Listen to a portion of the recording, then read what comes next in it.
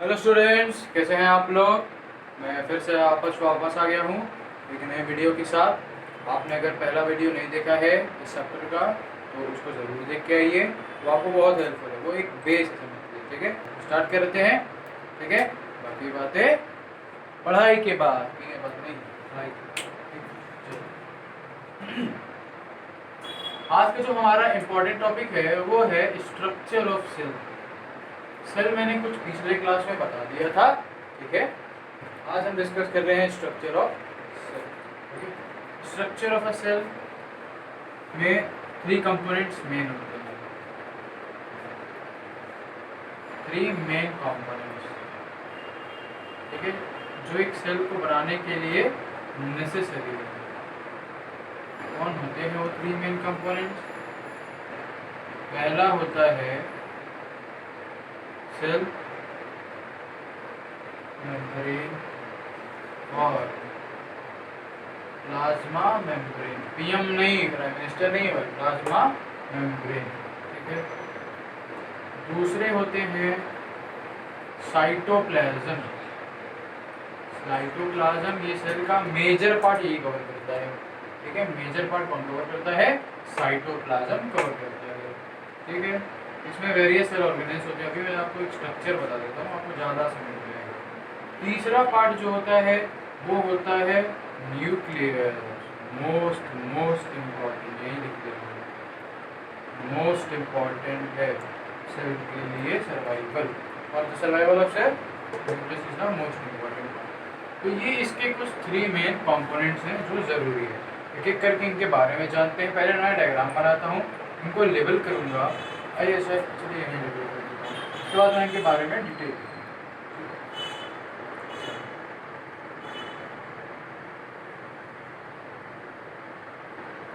ठीक है, सर्कल बात के पीछे नहीं है भाई, सर्कल प्रॉपर नहीं भी बनता है तो कोई बात नहीं, दोनों को आपको जाने दे सकते हैं मुझे।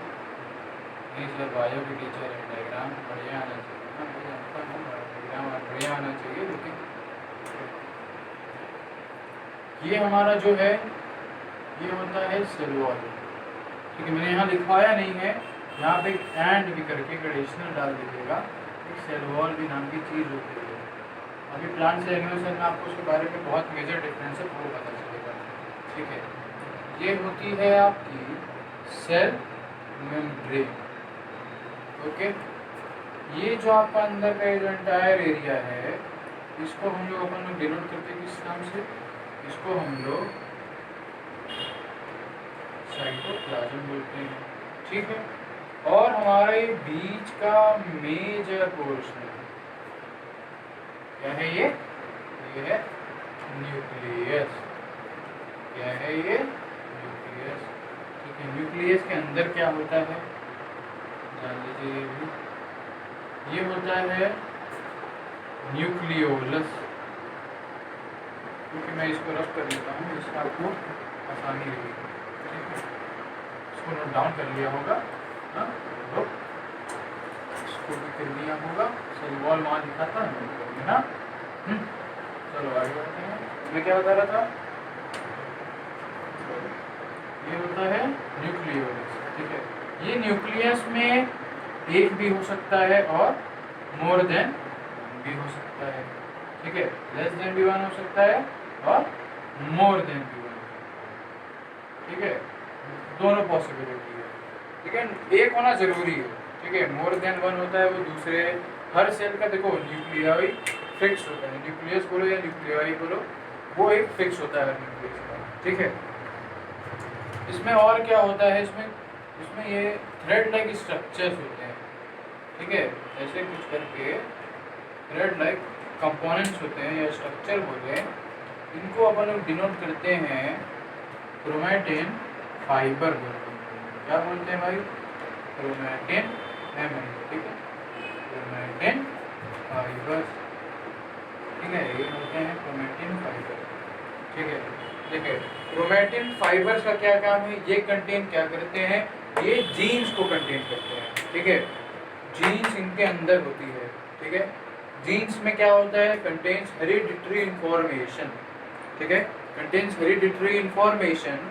हेरिडिटरी इंफॉर्मेशन बोले तो वो जैसे आपके पापा मम्मी की जो कैरेक्टरिस्टिक्स है वो एक जनरेशन से दूसरे जनरेशन में, जैसे आप हैं मम्मी पापा हैं तो मम्मी पापा से आप मम्मी पापा पहली जनरेशन और आप लोग सेकेंड जनरेशन, ठीक है। तो जो जीन्स उनके आपके अंदर ट्रांसफर हुए हैं, मतलब उसमें कैरेक्टर्स बेसिकली ट्रांसफर होते हैं, ठीक है। तो ये हो गया आपका क्रोमैटिन फाइबर। अब एक फेनोमेना ऑकर होती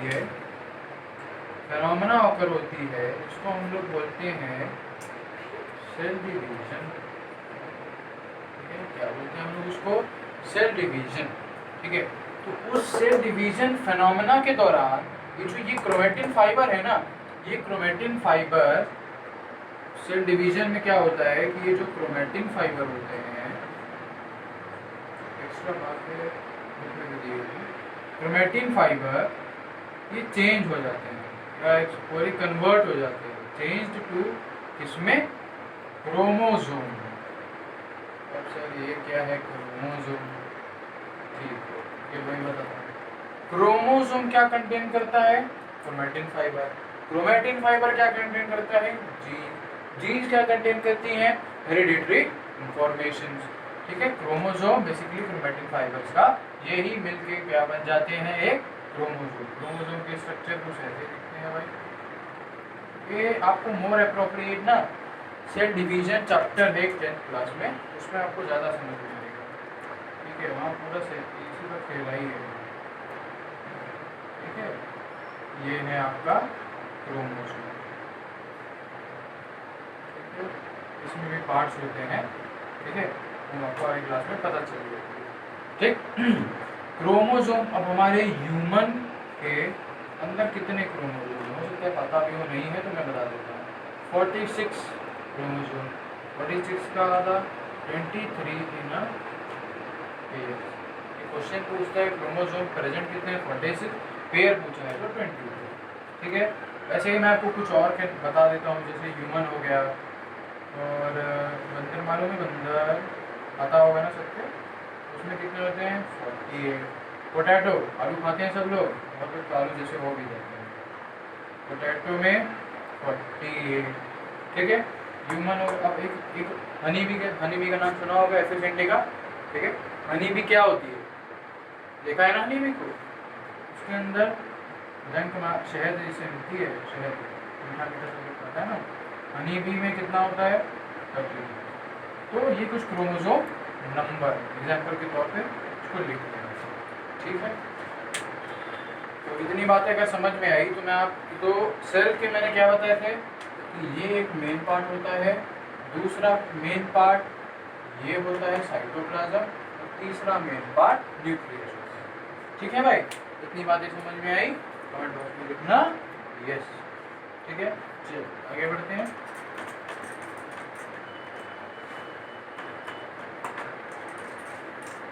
डायग्राम जरूर बनाइए, समझ में आता है, पढ़ बनाना नहीं होगा लेकिन समझ में आता है, ठीक है।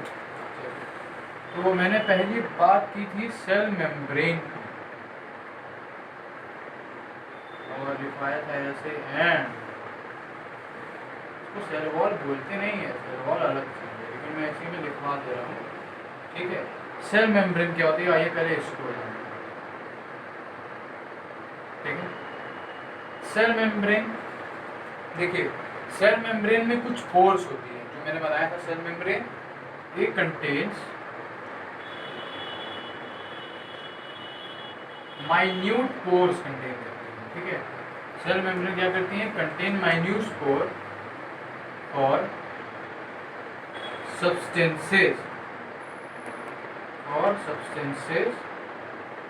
to leave और enter the cell, मतलब सेल के अंदर आए सब्सटेंसेस, उस पोर से अंदर आते हैं और सब्सटेंसेस से बाहर ले जाते हैं, ठीक है। इसकी परमिबिलिटी मतलब वो होता है कि मतलब सेल किसको अलाउ करती है अंदर आने को और किसको अलाउ नहीं करती है, ठीक है। तो इसको हम ये सेलेक्टिवली परमिएबल होती है, सेलेक्टिवली मतलब गिने चुने सब्सटेंस ही अंदर आ सकते हैं, सिलेक्टिवली परमिएबल है, ठीक है। सब नहीं अंदर आ सकते, जिसका खुदा का घर नहीं है, जिसका मन उसका आ जाए, जिसको ये चाहेगा वही बंदा, ठीक है। एंट्री किसी होती है, माइग्रेंट बोलते हैं, सिलेक्टिवली परमिएबल, ये नेचर में है, ये एक नेचर है इसका, ठीक है। पूछता है nature of cell membrane is selectively permeable, ठीक है। अब सेल मेम्ब्रेन मैंने बता दिया, तो कुछ बात करते हैं सेल वॉल की। इतना हो गया तो मैं कर देता हूँ।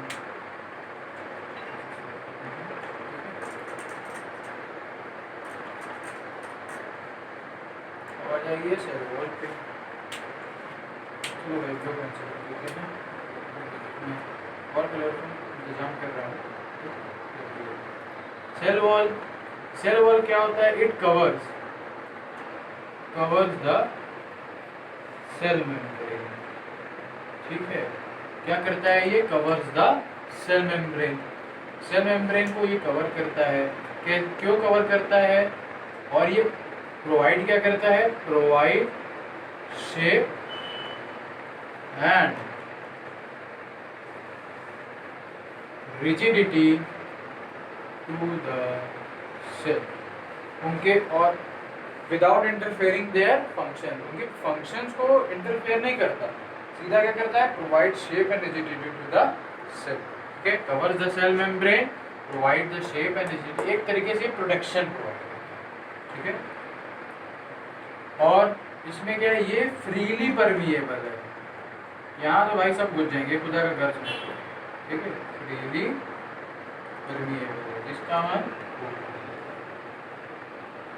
उनको जाना है भाई, तुम नहीं जाना, ठीक है। तो ये क्या है? Freely permeable. ये कुछ बातें हो गई सेल वॉल के बारे में। आइए आगे बातें करते हैं,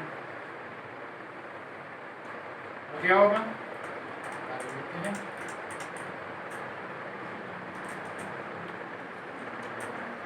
नेक्स्ट टॉपिक हमारा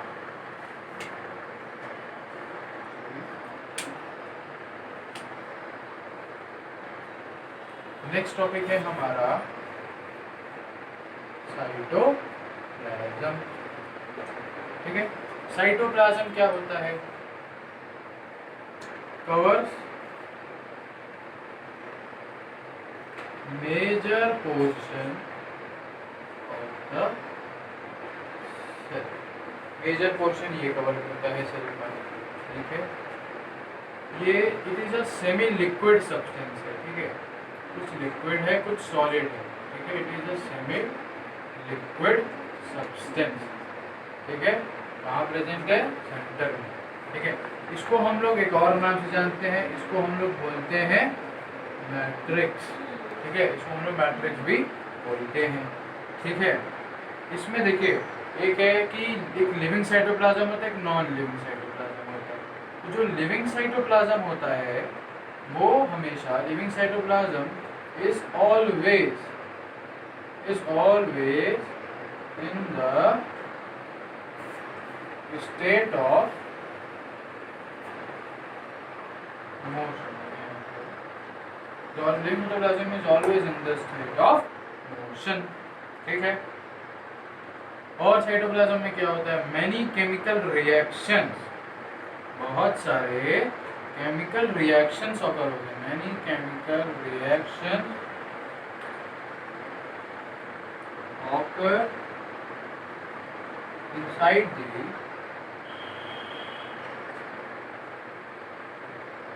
साइटोप्लाज्म, ठीक है। बहुत सारे केमिकल रिएक्शंस ऑकर होते हैं साइटोप्लाज्म के अंदर, ठीक है। इतनी बातें हो गई हो साइटोप्लाज्म के बारे में। हाँ, तो मैं एक चीज़ और बता देता हूँ, सेल ऑर्गेनेल्स इसमें होते हैं, ठीक है। यहाँ मैं लिख दे रहा हूँ, नीचे जगह नहीं, मैं यहाँ लिख दे रहा हूँ, नोट कर लेना, ठीक है। साइटोप्लाज्म में सेल ऑर्गेनेल्स होते हैं, और बायो पढ़ाने जो आती है गड़बड़ हो जाता है। Cell organelles contain cell organelles, ठीक है। सेल ऑर्गेनेल्स कंटेन करता है, लाइक सपोज मैं एग्जांपल देता हूँ, डायग्राम में मैंने बताया नहीं, कोई बात नहीं, बता दूंगा। क्योंकि एंटर एनिमल सेल बाकी है। Mitochondria, Golgi bodies, ribosome, chloroplast. Chloroplast नाम बोल के हम आपको और उसका प्लास्टिड बोलते हैं, प्लास्टिड्स, वैक्यूल्स, वैक्यूल्स नाम बोलते हैं। ठीक है भाई, ये है कुछ जनरल बातें। तीसरा टॉपिक हमारा कौन सा था? न्यूक्लियस। ठीक है, मैं तिरंगा पेन ले रहा हूँ, इसमें कोई दिक्कत नहीं, ये समझ में आएगा। ये है हमारा न्यूक्लियस। ठीक है, तो न्यूक्लियस को ये मोस्ट इम्पॉर्टेंट पार्ट है, मैंने उसी में बता दिया था। Most important part of most important part of okay, most important part है। अब देखिए न्यूक्लियस में वेरियस पार्ट्स भी हैं उसके, तो उसको समझने के लिए मैं आपके बेसिक अंडरस्टैंडिंग को मोर स्ट्रॉन्ग करने के लिए मैं एक डायग्राम बना देता हूँ न्यूक्लियस का। ठीक है, तो न्यूक्लियस का डायग्राम देखते हैं, फिर बात करेंगे इस बारे में।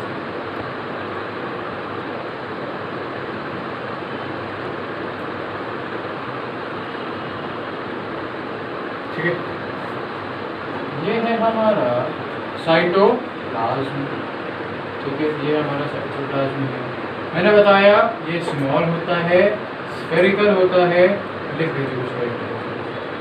स्मॉल होता है न्यूक्लियस, स्फेरिकल शेप का होता है, और इसकी जो लोकेशन होती है ना, मोस्टली सेंटर ऑफ साइटोप्लाज्म। ठीक है, बेसिक बातें हैं। ठीक है, तो डायग्राम में दिखाता हूँ। ये है हमारा न्यूक्लियस।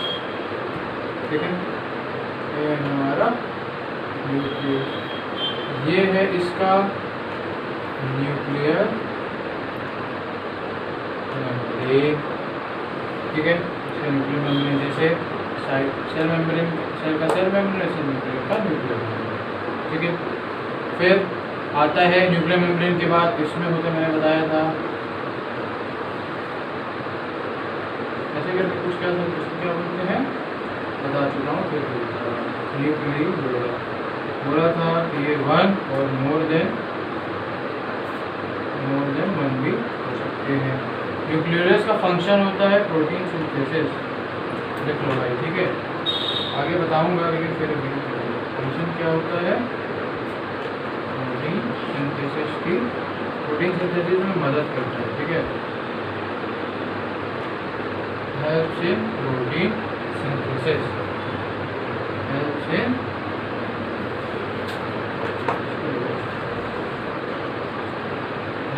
Protein synthesis.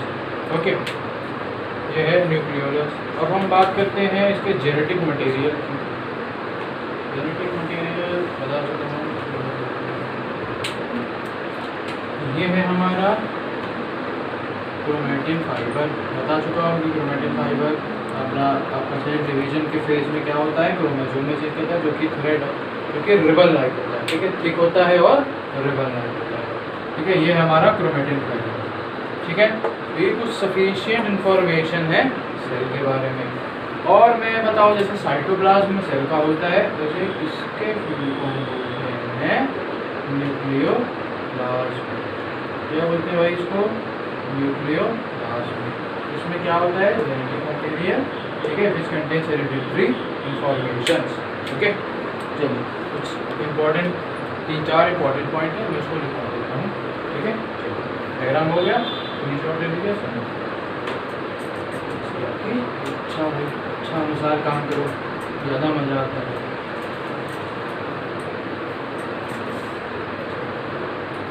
तो इसके बारे में लिख लीजिए, इम्पोर्टेंट पार्ट है सेल का, and it performs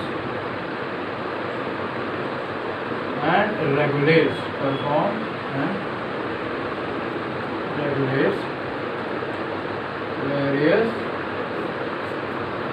life processes. Okay, it performs and regulates various life processes. ठीक है, दूसरा, it contains factors was term by Darwin ने दिया था, ठीक है, डार्विन की थ्योरी है, आगे पढ़ेंगे। इट कंटेन्स फैक्टर्स, जिसे को हम लोग जीन्स बोलते हैं, जीन्स को हम फैक्टर्स बोले थे बाय डार्विन, ठीक है। It contains factor genes which contain, genes बताया ना क्या होते हैं, which contains hereditary information, genes बहुत जरूरी है, ठीक है। जीन्स पे एक पूरा एक अलग से टॉपिक है आपका, अभी नहीं, आगे की क्लास में, ठीक है। और न्यूक्लियस में ऐसी को और कोई खास बात जानने को नहीं है फिर भी, ठीक है। तो ठीक है, ये हो गया। और मैं आपको एक पॉइंट और बता देता हूँ, सेल डिवीजन में इम्पोर्टेंट रोल है इसका। ये सेल डिवीजन अभी आपके में है नहीं, लेकिन इम्पोर्टेंट रोल इन सेल, ठीक है भाई, important role in cell division. ये कुछ बातें हैं न्यूक्लियस के बारे में, ठीक है। ये हो गया हो, चलिए आगे बढ़ते हैं। अब ये टॉपिक भी खत्म हुआ, स्ट्रक्चर ऑफ सेल टॉपिक खत्म हुआ, ठीक है। अब मैं आपको सेल मेम्ब्रेन से जुड़ी कुछ रहस्यमयी बात बताऊंगा, रहस्यमयी मतलब कुछ बहुत बढ़िया बात है, रहस्यमयी मतलब राजा तुम नहीं, रहस्यमयी बात बताऊँ, हाँ, ये वो बड़ा दादा तो लगता नहीं ना भाई, रहस्यमयी बात बताऊँ। चलो सेल मेम्ब्रेन के बारे में देखिए, कुछ ऐसी सेल्स होती हैं जिनमें ये स्ट्रक्चर प्रेजेंट और एब्सेंट होता है, किसी में डबल होता है, किसी में एब्सेंट होता है। तो ऐसी sales in which cell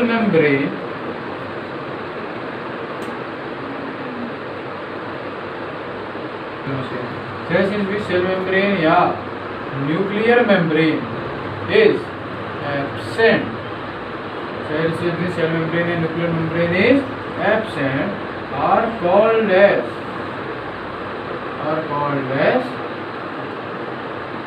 prokaryotic cell.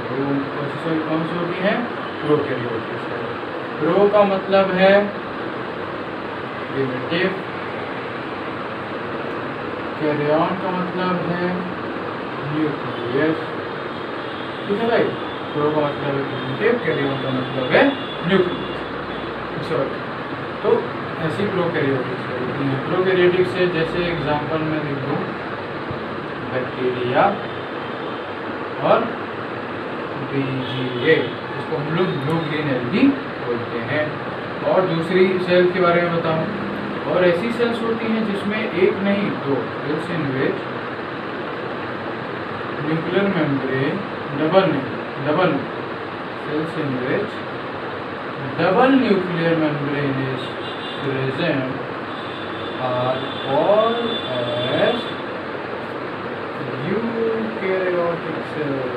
Wow, eukaryotic. इसमें यू का क्या मतलब है? ट्रू। कैरियन का क्या मतलब है? न्यूक्लियस, ठीक है। यू का मतलब है ट्रू, कैरियन का मतलब है न्यूक्लियस, ठीक है। ऐसी सेल्स ये हुआ करती है। इनका एग्जांपल आप खुद ही हैं भाई, ऑल प्लांट्स एनिमल्स,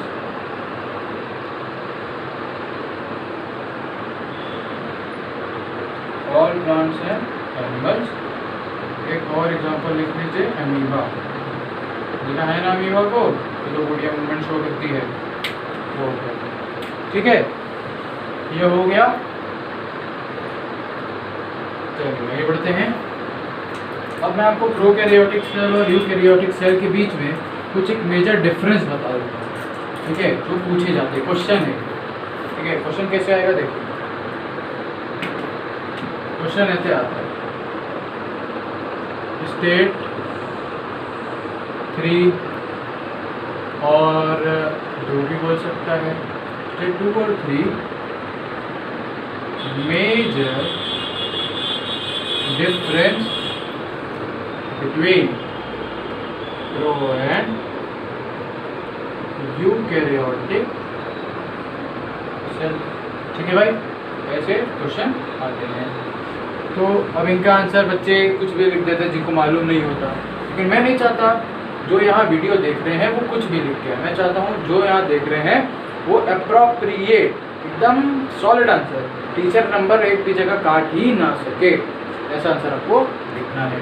ठीक है, तो उसके लिए हम आपको बेसिस भी बताएंगे जो पार्ट में इन दोनों को वैल्यू देते हैं। चलिए तो लिखते हैं आगे, बेसिस ऑफ डिवीजन, मतलब किस बेसिस पे हम डिवाइड कर रहे हैं दोनों को, किस बेसिस पे हम डिफरेंस बता रहे हैं। बेसिस ऑफ डिवीजन एक कॉलम है, दूसरा कॉलम है हमारे प्रोकैरियोटिक सेल का।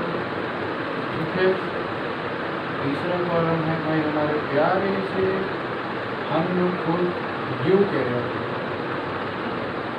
ठीक है, यूकैरियोटिक सेल यू, ये है basis of division.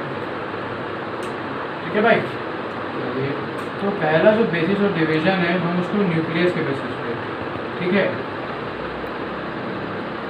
On the basis of division is nucleus, no nucleus is present, या और अप्रोप्रिएट बोले no well defined nucleus is present. अच्छा भाई वो कंप्यूटर भी है यार।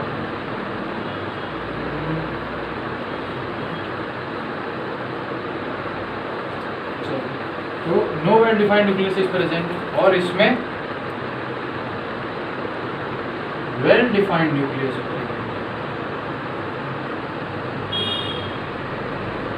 Nucleus is present with a nuclear membrane. Wow, additional thing तुम्हारे पे सुहागा। हाँ, well defined nucleus is present with a nuclear membrane. ठीक है, दूसरा हमारा बेसिस क्या होगा, डीएनए के बेसिस पे। ये क्या है, contains single length of DNA, तो डीएनए की लेंथ है वो सिंगल। ठीक है, ये क्या है, कंटेन्स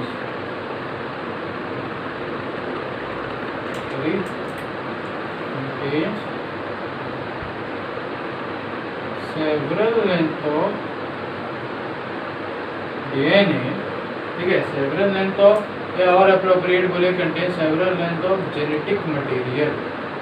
ठीक है, DNA genetic material, DNA RNA दो टाइप के जेनेटिक मटेरियल होते हैं।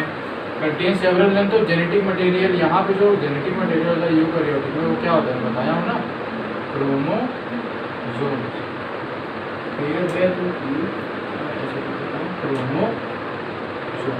ठीक है, chromosomes contain several length of genetic material chromosomes with certain nucleotides। ठीक है, वो मैं आगे बताऊंगा। ठीक है, तीसरा बेसिस जो है, ठीक है, देखिए इसमें जो जेनेटिक मटेरियल है वो डीएनए ही है, कंफ्यूज ना होइएगा। जेनेटिक मटेरियल क्रोमोसोम है, क्रोमोसोम कंटेन्स डीएनए। डीएनए क्या होता है कि सर्टेन प्रोटीन के अराउंड ना वो वुंड होता है। जैसे मान लीजिए आपको मैं दिखाता हूँ एक डीएनए का स्ट्रक्चर।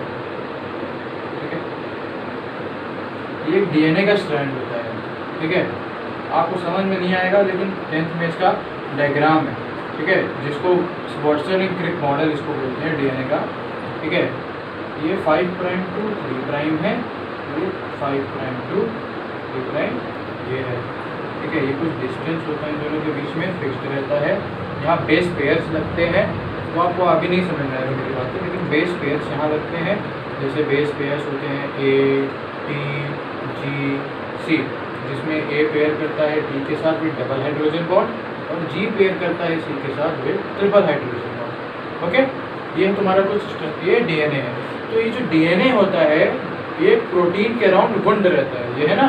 तो ये कोई सर्टेन प्रोटीन, जैसे प्रोटीन का मैं एक एग्जांपल ले लूँ, ठीक है, कोई भी प्रोटीन ले लीजिए।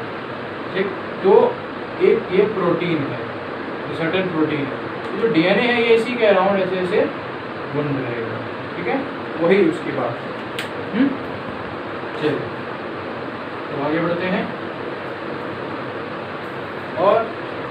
और बेसिस है जिसका है नाम राइबोसोम। राइबोसोम्स एक तरीके का सेल ऑर्गेनिज्म होता है, ठीक है। यहाँ पे स्मॉल राइबोसोम्स होते हैं और यहाँ पे लार्जर राइबोसोम्स, ठीक है, स्मॉल राइबोसोम्स और लार्जर राइबोसोम्स। अब चौथी बात जो मैं बताऊंगा, जो ऑर्गेनेज सेल ऑर्गेनेज होते हैं,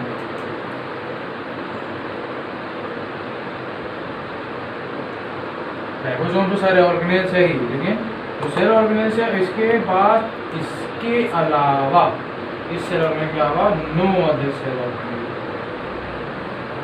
no other cell organelles present, ठीक है। इसमें सेवरल सेल ऑर्गेनेज, नाम लिखवा चुका हूँ पहले ही, सेवरल, और नहीं भी अगर नोट किया है या नहीं समझ में आया है तो आगे आने वाले वीडियो में आपको समझ आ ही जाएगा। सेवरल सेल ऑर्गेनेज आर प्रेजेंट, ठीक है भाई।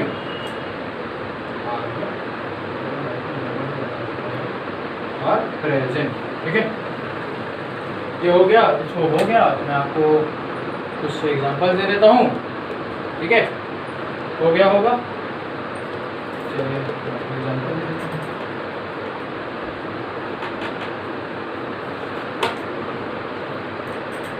बातें तो समझ में आ रही है ना? बातें समझ में आए तो लिखिएगा यस सर, ठीक है।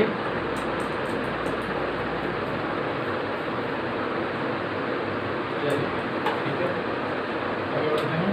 एग्जाम्पल लिख देता हूँ, बेसिस ऑफ डिवीजन बता देते हैं, लिख देता हूँ,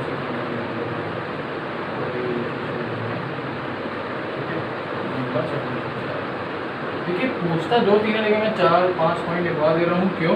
क्योंकि बच्चे कोई भूल जाते हैं, कुछ अलग से याद आ जाए। जैसे बैक्टीरिया होता है, BGA होता है, ये एक तरीके, इसको हम लोग साइनोबैक्टीरिया भी बोलते हैं, हम आगे पढ़ेंगे, ठीक है। BGA इसका फुल फॉर्म होता है ब्लू ग्रीन एल्गी, ओके। तो फुल फॉर्म क्या होता है? Blue green algae. इसका एग्जाम्पल आप खुद हैं, ठीक है।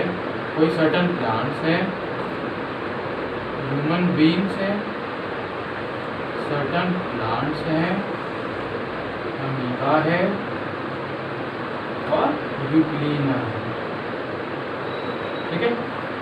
अमीबा है और यूक्लिना है। यूक्लिना नाम अगर पहली बार सुन रहा है तो कोई बात नहीं, आगे आने वीडियो में आपको पता चलेगा, ठीक है। तो ये हैं कुछ एग्जाम्पल, ठीक है।